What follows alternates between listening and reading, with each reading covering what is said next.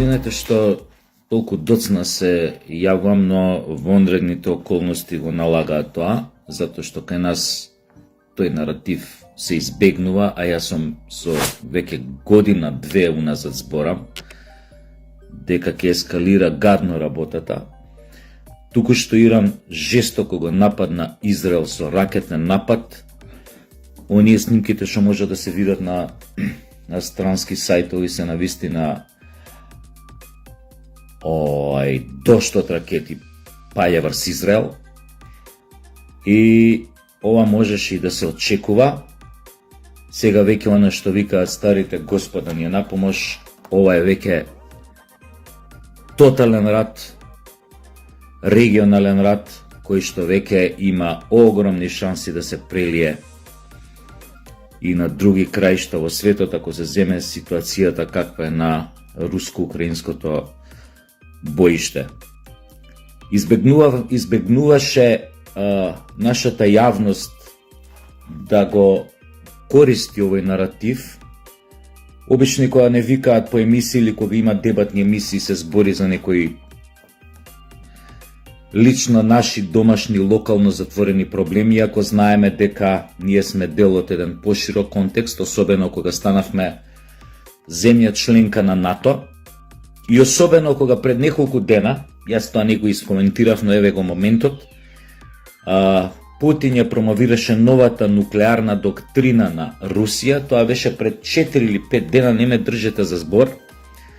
Значи прв пат тој лично кажа неколку работи во врска со сменетата доктрина за употреба на нуклеарно оружје, која гласеше вака: секоја ненуклеарна држава која што ќе поддржи напад на нуклеарна сила врз Советскиот сојуз, во истиот момент станува легитимна мета на нуклеарната тријада на Русија. Може секој од вас да си преведе за своја лична употреба што тоа значи, од моментот кога станавме земја членка на НАТО.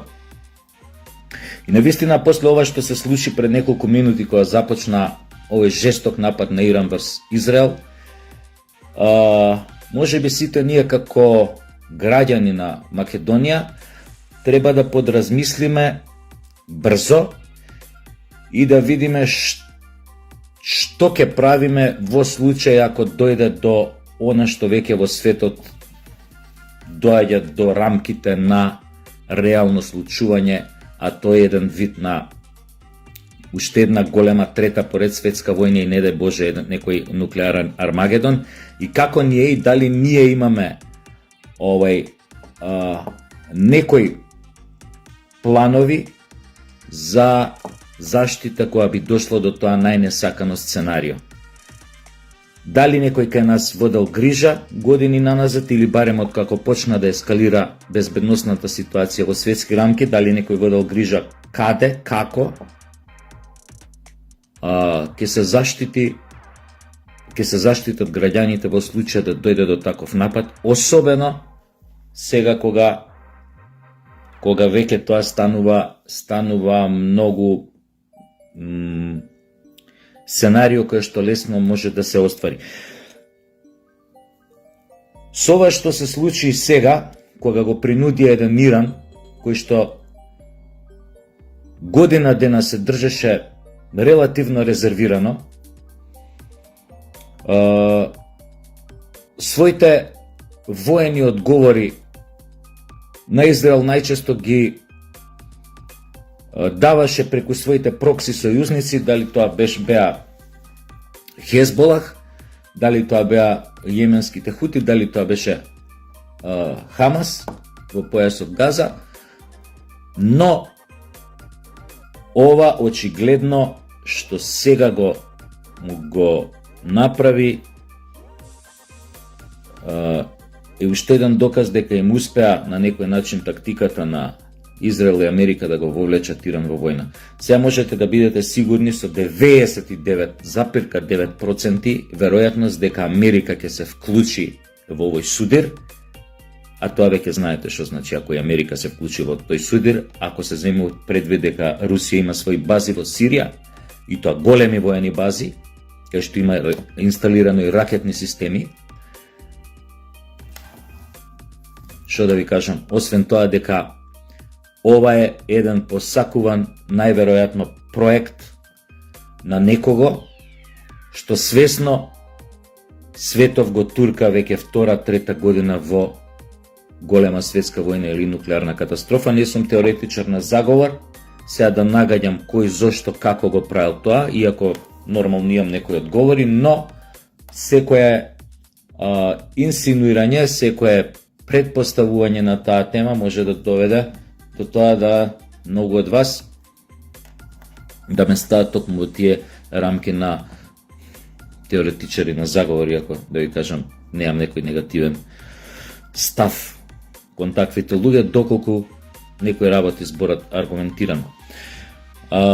Значи се покажа дека целата оваа работа е проект кој одредени елити го турка, секој со својот интерес. Израел имаше своји интереси во појасот Газа, во западниот брег, нели Рамала. Сега еве најверојатно денеска направи и копнен упад во Либан. Очигледно тоа беше капката која што прели чашата на иранците. Сабајле тие некаде направија, влегоа на територија на Иран, на територија на Либан, одредени израелски командоси, и еве сега пред 10 минути почна овој жесток напад врз Израел, од кој што навистина снимките кои што ги гледам буквално се под жесток удар. Очигледно иранците за ова време од како почна војната помеѓу Русија и Украина, они затоа може би биле толку време резервирани, они се подготвувале за она што знаело дека еден ден ќе дојде, дека некој ќе дотури таа капка која што ќе им ја прелее чашата на толеранција и на смиреност. Без везе и тажно е што нашата јавност сиве овие години молчеше во врска со овој наратив. Добива само на вести, во ТВ дневниците имаше кратки осврти на тоа фактографски во дента што се случувало на одредени војни жаришта, дали кога почна инвазијата на Израел во Газа, дали кога почна овој нападот на Русија врз Украина. Немаше дебата на таа тема, отсуствуваше апсолутно. Ние си зазедовме страна, но тоа не значеше и дека треба, ако тоа сме зазеле страна, дека не треба да останеме како јавност критични за некои работи, како јавност критички кон некои работи што се случуваат, па дури и во тој табор каде што сме ние. За жал, човештвото не ја научи лекцијата од претходните две светски војни. Очигледно заборави на тие војни, затоа му требаше сега и трета таква голема војна, му треба веројатно да се потсети како било оние две. Сите вие знаете дека војната е дно на човековата екзистенција и постоење, дно, црна дупка во која што се рушат, исчезнуваат сите морални, етички, човечни вредности. Но човештвото ќе си ја плати својата цена, особено западниот свет, за својата за двојните аршини што ги практикуваше со децении кон одредени проблеми во светот. Пред некои проблеми замижуваше со двете очи, некои проблеми што не беа во негов интерес ги истакнуваше. Со различни аршини ги мереше нештата во светот на глобален план, особено оние од политичко-безбедносен план, и затоа добивме еден ваков свет кој што веќе малтене имплодира во себе. Штета што не разбравме и локално во врска со нас, лично со нашата судба и непостоење, колку таа меѓународна заедница, особено Европската Унија и незиниот ментор, мерат со двојни аршини кога се однесува на македонското прашање, нивната политика и на контекстот, нели, во кој што не ставија во оние рамки, смешни рамки на така наречениот Западен Балкан. па са сега да го разбија да пуштат Албанија да има предност во однос на тоа преговарање. И со тоа покажаа дека и тоа е проект, не случајно Албанија ја одвоја да оди по посебна траса. Моја претпоставка е, не ме земете здраво за готово, дека нивната идеја е со влезот евентуално кроз неколку години на Албанија во НАТО, полека Македонија да се подели, затоа што истиот момент кога ќе влезе Албанија во НАТО, рачунајте, сметајте на тоа дека албанците овде ќе си направат референдум за отцепување, тоа им го дозволуваат сега, и за припојување кон земја која што е веќе членка на Европска унија. Немојте, и за ова сум зборувал во многу емисии на Само Вистина, особено порано, немојте да мислите дека тој референдум ќе отсуствува. Значи, оној момент кој ќе се доближи, кој ќе влезе во последна фаза на преговори Албанија, ако до тогаш не се случи овој нуклеарен Армагедон, истиот момент тука ќе има референдум за прогласување за отцепување. И фактички тоа е, мислам, и целта со овој проект, да тргне Албанија по посебна траса, за Македонија постепено да ја доведат до таа фаза на физичка поделба. И немојте да мислите дека ова не е остварливо. Главните ментори на Европската унија до сега менуваа граници, а ако ви текнува, насилно на Србија го отргнаа Косово и ги сменија границите за да ја постава тамо една од најголемите нуклеарни бази во Европа, Бонстил. Воени бази американски во Европа, Бонстил. И не е дека тие не менувале граници, ги сменија границите кога ја разбиваа Југославија. Нели, откако им дадоа амин и полна поддршка на швабите тоа да го направат, со некои своји сојузници тука.